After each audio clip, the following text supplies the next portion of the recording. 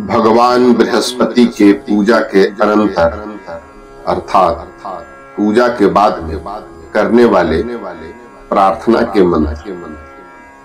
शांताकारं भुजगशयनं पद्मनाभं सुरेशं विश्वाधारं गगनसदृशं मेघवर्णं शुभांगं लक्ष्मीकान्तं कमलनयनं योगभिर्ध्यानगम्यं वंदे विष्णुं भवभयहरं सर्वलोकैकनाथं।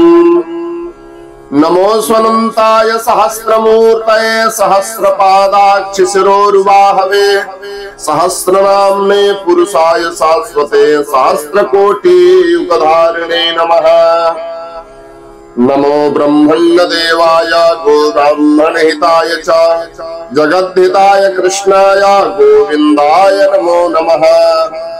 आकाशात् पतितं तोयं यथा गच्छति सागरं सर्वदेवा नमस्कारः केशवं प्रतिगच्छते। मूकं करोति वाचालं पंगुं लंघयते गिरिं यत्कृपातमहं वन्दे परमानन्दमाधवम्।